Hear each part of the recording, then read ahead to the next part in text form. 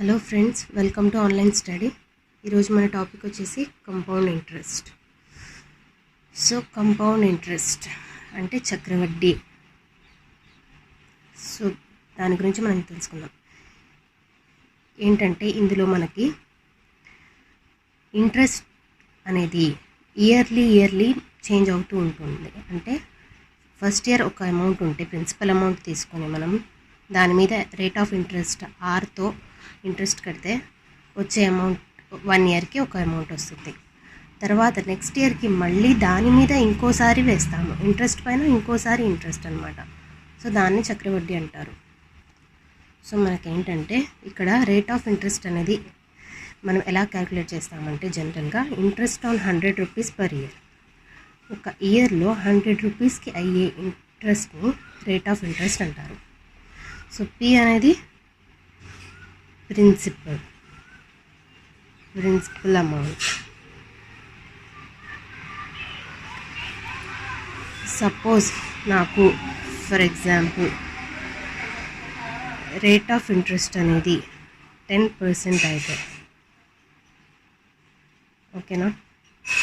So P అనేది నాకు 100 rupees అనుకోండి, 1000 రూపీస్ అనుకోండి. దెన్ రేట్ ఆఫ్ ఇంట్రెస్ట్ నాకు 10% అయినప్పుడు 10% అంటే 1/10 అనే కదా మీనింగ్. నాకు ప్రిన్సిపల్ టు అమౌంట్ అనేది ఎలా చేంజ్ అవుతుంది పర్ ఇయర్కి అంటే ఫ్రమ్ 10 to 11. ఇది 1 ఇయర్కి. ఇక్కడ నాకు 11 ఎలా వచ్చింది అంటే డినామినేటర్ ప్లస్ న్యూమరేటర్ 10 + 1 ఇలా నాకు 11 వచ్చింది.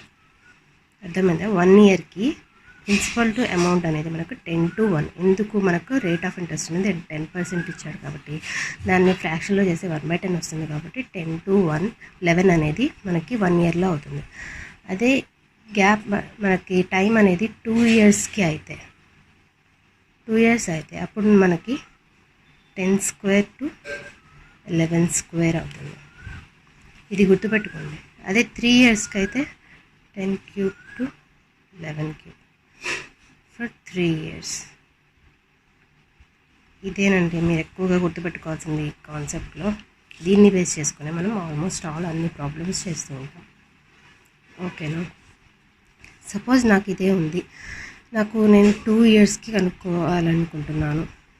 2 ఇయర్స్ టైం వచ్చేసి మనకి 2 ఇయర్స్ అయితే సో నాకు సిఐ అనేది కంపౌండ్ ఇంట్రెస్ట్ అనేది ఎంత వస్తుంది అంటారు. అప్పుడు ఏంటి, మీకు రేట్ ఆఫ్ ఇంట్రెస్ట్ 10% వచ్చాడు కాబట్టి so first year second year వేసుకున్నాం. ఫస్ట్ ఇయర్కి మనకి ఎలా చేంజ్ అవుతుంది? 10 to 11 కదా చేంజ్ అయ్యేది. 10 అంటే పీలో 10% అంటే మనకి 100 రూపీస్. సో సెకండ్ ఇయర్కి ఎలా చేంజ్ అవుతుంది? 10 to 11 అన్నాను. 10 100 అయినప్పుడు 11 నాకు ఎంత అవుతుందండి? 110 కదా. అర్థమైందా? 10 to 11. సో ఇది మనకి మొత్తం టోటల్ యాడ్ చేస్తే మనకి కంపౌండ్ ఇంట్రెస్ట్ టోటల్ ఎంత వస్తుందండి? 210 రూపీస్ వస్తుంది. అర్థమైందా? కొంతమంది ఇలా కూడా చేస్తారు, కొంతమంది మన ఓల్డ్ మెథడ్ అనమాట. అంటే ఏంటి, ఫస్ట్ ఇయర్ 100 వస్తుంది and then next year 100 plus దీని మీద మళ్ళీ 10% 10 అంటే టోటల్ 110. ఇదంతా చేసే బదులు జస్ట్ 10 to 11 అనుకుంటే మనకి ఈజీగా వస్తుంది. అర్థమైందా? Hope you understand.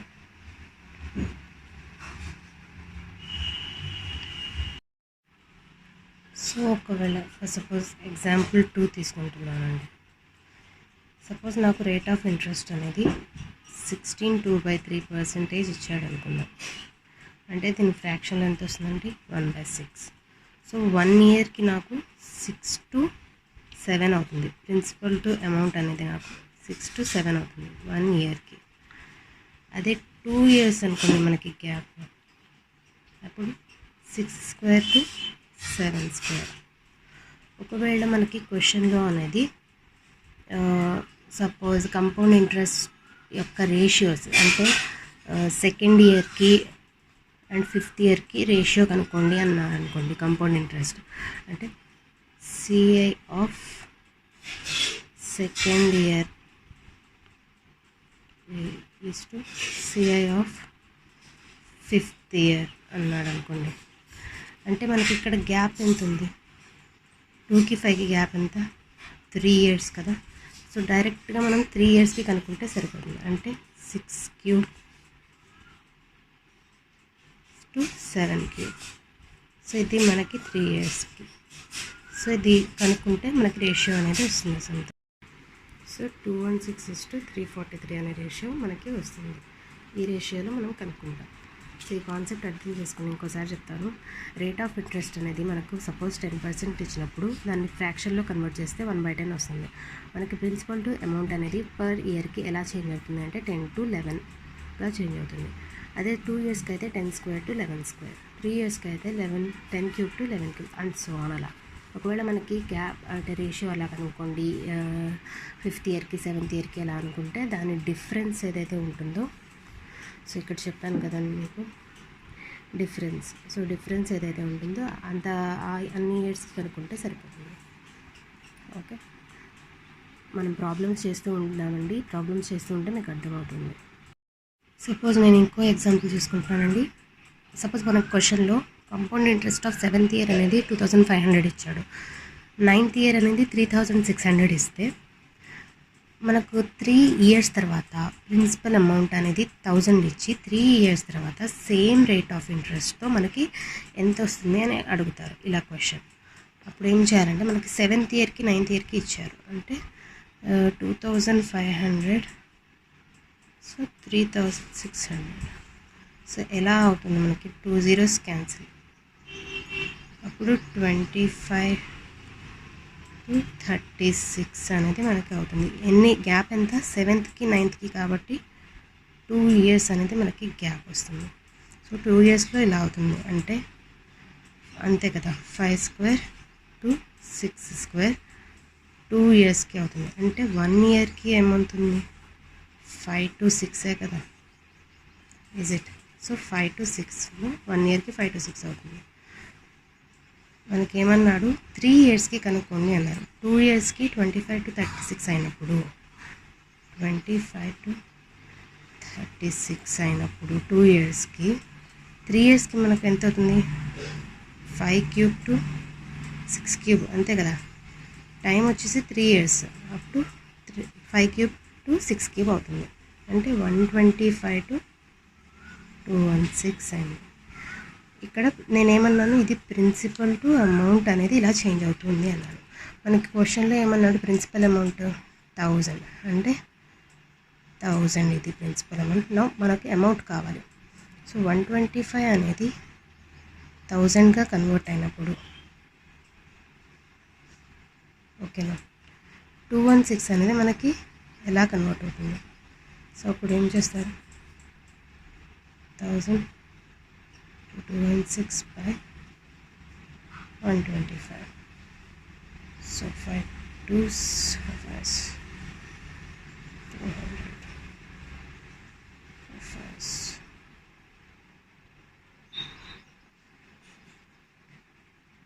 8.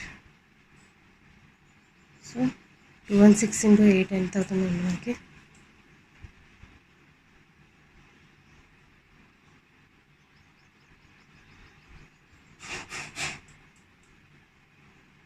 సో 1628 అనేది మనకు వచ్చే అమౌంట్ అనమాట. అర్థమైంది నేను ఎలా చేశాను. మనకి 2 ఇయర్స్కి ఉన్న కాంపౌండ్ ఇంట్రెస్ట్ ఇచ్చాడు, అమౌంట్ ఇచ్చాడు. 3 ఇయర్స్కి ఇంత amount with same rate of ఇంట్రెస్ట్తో ఎలా చేంజ్ అవుతుంది, ఎంత అవుతుంది అమౌంట్ అనేది కనుక్కోమన్నాడు. 2 ఇయర్స్కి మనకు 25 to 36 అయినప్పుడు 1 ఇయర్కి 5 to 6, మళ్ళీ 3 ఇయర్స్కి ఏమవుతుంది 5³ to 6³ అవుతుంది. 5³ వాల్యూ 125, 6³ వాల్యూ 216. 125 అనేది మన 100,000 అయినప్పుడు 216 ఎంత అవుతుంది, సో 162. సో ఫస్ట్ క్వశ్చన్ అండి, Ravi invested a some of 6400 rupees as compound interest rate of 12.5% per annum for a period of 3 years. What amount will Ravi get after 2 4/9 years? So మనకి amount అనేది ఇచ్చాడు, rate of interest ఇచ్చాడు, 3 ఇయర్స్లో ఎంత అవుతుంది అని చెప్పి ఇచ్చాడు. కాకపోతే కనుక్కోమన్నది 2 4/9 ఇయర్స్కి ఎంత అవుతుంది అని. జస్ట్ మీరు ఒక్కటే చూడాల్సింది rate of interest. Rate of interest ఎంత ఉంది మనకి? 12.5%. ఓకేనా? 12.5 అంటే మనకి ఫ్రాక్షన్లో వచ్చేసి 1/8. సో నాకు ప్రిన్సిపల్ టు అమౌంట్ అనేది ఎలా చేంజ్ అవుతుంది? 1 ఇయర్కి 8 to 9, 1 ఇయర్కి కదా. సో 8 to 9 నాకు ఇక్కడ మొత్తం 4/9 ఇయర్స్కి కనుక్కోవాలి నేను. So first year, second year, థర్డ్లో కూడా నాకు మొత్తం కూడా కాదు, 4/9 పార్ట్ అనేది కావాలి. సో ఫస్ట్ ఇయర్లో నాకు ఎలా చేంజ్ అవుతుంది? 8 to 9 కదా, 8 to 9 కదా. సో 1/8 వాల్యూ ఆఫ్ 6,400 అంటే 6,400/1/8. అప్పుడు నాకు 800 వస్తుంది. అంటే ఫస్ట్ ఇయర్ 800 వస్తుంది.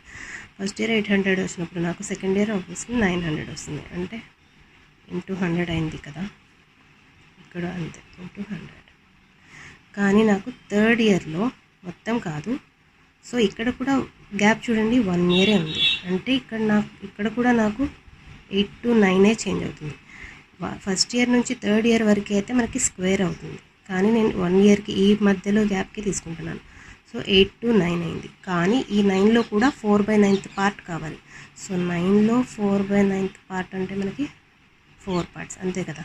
సో ఇక్కడ 4 వస్తుంది. 4 పార్ట్స్ వాల్యూ మనం కనుక్కోవాలి. నేనేం చెప్పాను? 8 parts value 4. So 8 parts value 800 ఇక్కడ. కానీ ఇక్కడ 8 పార్ట్స్ వాల్యూ అనేది 900. ఎందుకంటే సెకండ్ ఇయర్లో మనం సెకండ్ ఇయర్ నుంచి థర్డ్ ఇయర్కి కనుక్కున్నాం కదా. కాబట్టి ఇక్కడ 8 పార్ట్స్ వాల్యూ ఎంత? 900 అయినప్పుడు ఇందులో 4 పార్ట్స్ వాల్యూ కావాలంటే అందులో సగమే కదా. సో 900/2 అంటే 450. సో ఈ టోటల్ ఈ 3 థింగ్స్ని మనం యాడ్ చేయాలి. 800 + 900 + 450, 2150. సో మనకు వచ్చేసి ఆప్షన్ ఏ అనేది కరెక్ట్. అర్థమైందా అండి? రేట్ ఆఫ్ ఇంట్రెస్ట్ ఇచ్చాడు, దాన్ని ఫ్రాక్షన్లో రాసుకుందాం. ప్రిన్సిపల్ టు అమౌంట్ అనేది 8 to 9 కన్వర్ట్ అవుతుంది. First year, second year and third ఇయర్లో కూడా మొత్తం కాకుండా 4/9 పార్ట్ అనేది కనుక్కోవాలి. సో 8 to 9 చేంజ్ అవుతుంది. 8 పార్ట్స్ వచ్చేసి 8th పార్ట్ వచ్చేసి 6,400లో 800 to 900 చేంజ్ అయింది. తర్వాత ఈ మధ్య సెకండ్ ఇయర్కి థర్డ్ ఇయర్కి మధ్య గ్యాప్ కూడా 1 ఇయరే. అప్పుడు నాకు 8 to 9 వస్తుంది. సో ఇక్కడ 8 పార్ట్స్ వాల్యూ 900 అయినప్పుడు 4 పార్ట్స్ వాల్యూ నాకు ఎంత అవుతుంది? 450. సో మొత్తాన్ని యాడ్ చేసుకున్నాను. ఓకేనా? సో నెక్స్ట్ క్వశ్చన్ చూద్దాం. Find compound interest on 3,600 rupees for 1/7 years at 5% per annum. So rate of interest అనేది ఎంత ఇచ్చాడు? 5% అంటే 1/20. సో 1 ఇయర్కి ఎలా చేంజ్ అవుతుంది? 20 to 21 ఫర్ 1 ఇయర్ అంతే కదా. సో నాకు ఇచ్చింది ఇంట్రెస్ట్ అనేది ఇచ్చాడు. ప్రిన్సిపల్ అమౌంట్ అనేది 3,600 అంట. సో 3,600లో 1/20 పార్ట్ ఎంత అవుతుంది నాకు? 180 అంతే కదా. సో ఫస్ట్ ఇయర్కి నాకు 180 అవుతుంది. అండ్ సెకండ్ ఇయర్లో అతను మొత్తం కూడా కాదు, ఇక్కడ ఏమన్నాడు? 1/7 పార్ట్ ఆఫ్ ఇయర్స్. సో 1/7 పార్టే మనకి. అంటే 21లో 1/7 పార్ట్ మనకి ఎంత అవుతుంది? 3 అవుతుంది అంతే కదా. 21 × 1/7 చేస్తే మీకు 3 వస్తుంది. సో ఇక్కడ 3 పార్ట్స్కి నాకు వాల్యూ కావాలి. ఓకేనా? అర్థమవుతుంది. ఇక్కడ 20 పార్ట్స్ వాల్యూ నాకు 180 వస్తుంది. అంటే ఇంటూ 9 చేస్తే నాకు వస్తుంది. అప్పుడు నాకు 3 పార్ట్స్ వాల్యూ ఎంత వస్తుంది? ఇంటూ 9 చేస్తే 27. సో నేను వితౌట్ యాడింగ్ దిస్ 2 నెంబర్స్ నాకు ఏమని తెలుస్తుంది? కన్ఫామ్గా లాస్ట్లో అనేది 7 అనేది వస్తుంది. నేను యాడ్ కూడా చేయకుండా ఆప్షన్లో 7 ఎక్కడుంది? సో ఫస్ట్ ఆప్షన్లో ఉంది. సో ఇదే, మీరంతా చేయాల్సిన అవసరం లేదు. మీకు ఫైనల్లో మీకు వస్తుంది, మీకు అర్థమవుతుంది. మొత్తం యాడ్ చేయాలి అదంతా చేయడం అవసరం లేదు. డైరెక్ట్గా మీరు ఆప్షన్లో చూసుకోండి. సో 180 + 27 207. అర్థమైంది కదా. సో థర్డ్ క్వశ్చన్ అండి. Find the compound interest on a some of 5,500 at 15% per annum for 2 years when the interest is compounded 8 monthly. ఇక్కడ చూడండి, ఇంట్రెస్ట్ అనేది 8 మంత్స్కి ఒకసారి కాంపౌండ్ ఇంట్రెస్ట్ అనేది 8 మంత్స్కి ఒకసారి తీస్తున్నాడంట. అంటే మనకు మొత్తం టైం వచ్చేసి 2 ఇయర్స్ అండి. 2 ఇయర్స్ అంటే ఎన్ని మంత్స్? 24 మంత్స్. 24 మంత్స్లో మనకి 8 మంత్స్కి ఒకసారి కనుక్కోమంటున్నాడు. అంటే ఫస్ట్ 8 మంత్స్ ఒకసారి, తర్వాత 8 మంత్స్ ఒకసారి, తర్వాత 8 మంత్స్ ఒకసారి. సో మొత్తం మనకి 3 పార్ట్స్ అనేది వస్తాయి, అంతే కదా. 3 8s are 24. సో మనకి రేట్ ఆఫ్ ఇంట్రెస్ట్ ఎంత ఇచ్చాడు? 15%. ఓకేనా.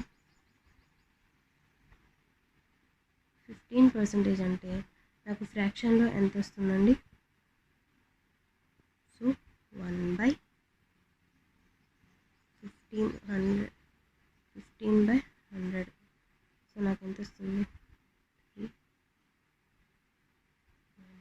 3/20. ఫ్రాక్షన్ కూడా కనుక్కోవాల్సిన అవసరం లేదండి, ఎందుకంటే మనకి 15% అనేది 12 మంత్స్కి 15% అవుతుంది. కానీ మనం ఇక్కడ 12 మంత్స్కి కాదు కాంపౌండ్ ఇంట్రెస్ట్ కనుక్కుంటుంది, 8 మంత్లీ ఒకసారి. 12 మంత్స్కి 15 అయినప్పుడు 8 మంత్స్కి మనకి ఎంత అవుతుంది? So 15 × 8/12, 4s 3 5s 2s. So 10 rate of interest అనేది మనకి 10% అవుతుంది. ఓకేనా. 8 మంత్స్కి ఒకసారి అయితే రేట్ ఆఫ్ ఇంట్రెస్ట్ మనకి 10% అవుతుంది. సో 10% వాల్యూ అంటే 1/10. సో మనకి ఎన్ని ఇయర్స్కి కనుక్కోమంటున్నారండి? 2 ఇయర్స్కి కనుక్కోమంటున్నాడు. కాకపోతే 8 మంత్లీ ఒకసారి. అప్పుడు మనకి 3 పార్ట్స్ వస్తాయి కదా total. First 8 months, second 8 months, third 8 months. So first 8 మంత్స్లో మనకి 10 to 11 చేంజ్ అవుతుంది ప్రిన్సిపల్ టు అమౌంట్ అనేది. సో మనకి ఇక్కడ 10% ఆఫ్ 5550 అంటే 550. 10 అనేది నాకు 550గా చేంజ్ అవుతుంది. అప్పుడు 11 అనేది 605గా చేంజ్ అవుతుంది. మల్టిప్లై చేసుకోండి మీకు కావాలంటే 55తో. సో ఇలా వస్తుంది. నెక్స్ట్ మళ్ళీ లాస్ట్ 8 మంత్స్కి మనకి సేమ్ కదా, 10 to 11 చేంజ్ అవుతుంది. సో మనకి ఇది యాజ్ ఇట్ ఈజ్గా వస్తుంది 605 ప్లస్ దీనికి ఎంత యాడ్ అవుతుంది? దీని మీద మళ్ళీ 10% అంటే 60.5. ఓకేనా, అర్థమవుతుందా? సో ఈ 3 పార్ట్స్ని మనం యాడ్ చేయాలి, అవసరం లేదండి. ఎందుకంటే ఇక్కడ చూడండి, పాయింట్ తర్వాత నాకు 5 వస్తుందని తెలిసిపోయింది మన ఆన్సర్లో. నేను వెతుక్కుంటాను ఆన్సర్లో ఎక్కడుందని. So option B is the correct answer. ఇంకా యాడ్ చేయాల్సిన అవసరమే లేదండి. సో అర్థమైందా? క్వశ్చన్ చాలా సింపుల్, ఈజీగా చేసేయచ్చు. 15% అనేది 12 మంత్స్కి అని ఇచ్చాడు మనకి, కానీ నాకు కావాల్సింది 8 మంత్స్కి. సో 10% అవుతుంది, 1/10. సో ప్రతి 8 మంత్స్కి ఎలా చేంజ్ అవుతుంది? 10 to 11 చేంజ్ అవుతుంది. 10 వాల్యూ మనకు 550 అయినప్పుడు 11 వాల్యూ 605. సో దీని మీద మళ్ళీ ఇంకోసారి కాంపౌండ్ ఇంట్రెస్ట్ అంటే యాజ్ ఇట్ ఈస్గా ఇది ఉండాలి, దాని మీద మళ్ళీ 10%, 60.5. సో ఈ 0.5 అనేది ఎక్కడుందో చూసుకున్నాను. సో ఇదే answer. Okay. So fourth question, compound interest on a some of 20,000 rupees at 15% per annum for 2/3 years. Interest compounded yearly. ఇక్కడ మనకి ఇయర్లీనే కాంపౌండ్ ఇంట్రెస్ట్ కాంపౌండెడ్ అవుతుంది. ఈ అమౌంట్ వచ్చేసి 20,000, రేట్ అనేది 15%. So rate equal to 15%. ఇది డైరెక్ట్గా మనకి ఫ్రాక్షన్లో కన్వర్ట్ అవుతుంది కదా, కాబట్టి మనం డైరెక్ట్గా చేసేద్దాం. ఇక్కడ ఎన్ని ఇయర్స్కి కనుక్కోమంటున్నారండి? 2/3 ఇయర్స్. అంటే ఫస్ట్ ఇయర్ కనుక్కుంటాము, సెకండ్ ఇయర్ కనుక్కుంటాము, థర్డ్ ఇయర్లో 2/3 మాత్రమే. ఓకేనా. సో ఫస్ట్ ఇయర్కి నాకు 15% ఆఫ్ 20,000 ఎంత అవుతుందండి నాకు? అంటే 15/100 × 20,000 చేస్తే నాకు ఎంత వస్తుందండి? సో 3,000 అనేది వస్తుంది. ఓకేనా. సో 3,000 ఫస్ట్ ఇయర్కి వస్తుంది. సో సెకండ్ ఇయర్కి నాకు ఎంత వస్తుంది? ఈ 3,000 ప్లస్ దానికి ఎంత యాడ్ చేయాలి? మళ్ళీ ఈ 3,000 మీద 15%. సో మళ్ళీ 3,000లో 15% అంటే 450. ఇది ఇలాగే ఉంచండి, తర్వాత చూద్దాం. మళ్ళీ థర్డ్ ఇయర్లో నాకు 2/3 ఆఫ్ రేట్ మాత్రమే అవైలబుల్గా ఉంటుంది. అంటే 2/3 ఆఫ్ 15%, అంటే 5. సో 10% మాత్రమే నాకు కావాలి. అంటే ఈ మొత్తం కావాలి నాకు 3450 ప్లస్ ఈ 3450లో నాకు 10%, అప్పుడు 345. ఓకేనా? సో ఈ 3 థింగ్స్ని మనం యాడ్ చేయాలి. యాడ్ చేయడం అవసరం లేకుండా లాస్ట్లో నాకు 5 వస్తుందని తెలుసు కాబట్టి 5 ఎక్కడైనా ఉందేమో చూస్తాం. సో 5 ఇక్కడ ఉంది కాబట్టి ఇదే నా ఆన్సర్. అర్థమైందా అండి? Simple, no need to add, just ఆప్షన్స్లో చూసేద్దాం. On rupees 8,960, the rate of interest for first year is 12.1/2%, second year is 14.2/7%, and third year is 10%. Then find CI for 3 years.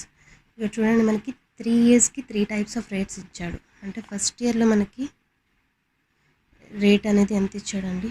12.1/2%, అంటే ఫ్రాక్షన్లో వచ్చేసి నాకు 1/8 వస్తుంది. సెకండ్ ఇయర్కి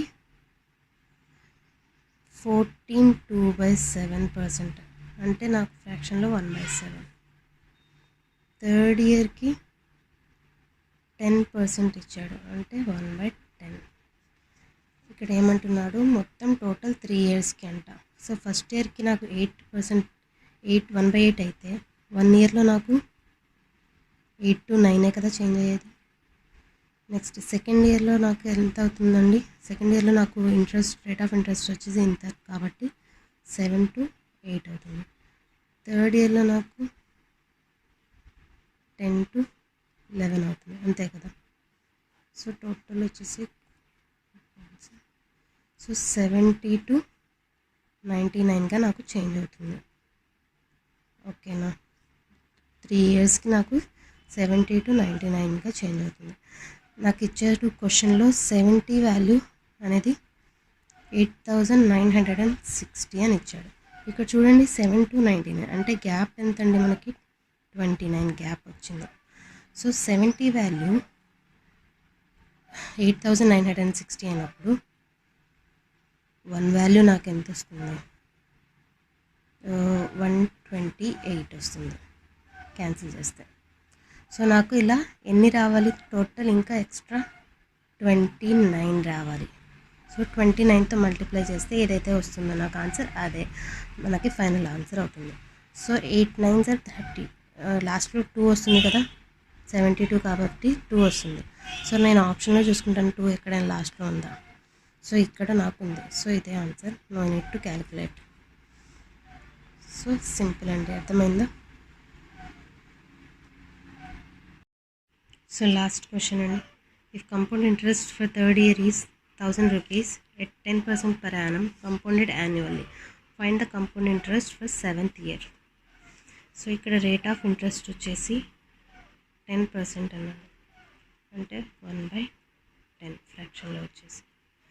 సో నాకు 1 ఇయర్కి 10 to 11 అవుతుంది. 1 ఇయర్కి. 2 ఇయర్స్కి అయితే 100 to 121 అవుతుంది.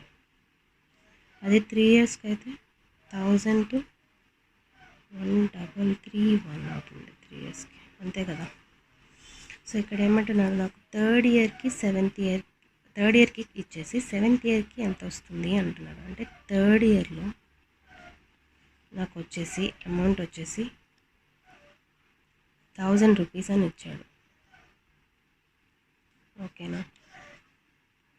నాకు కావాల్సింది 7th ఇయర్.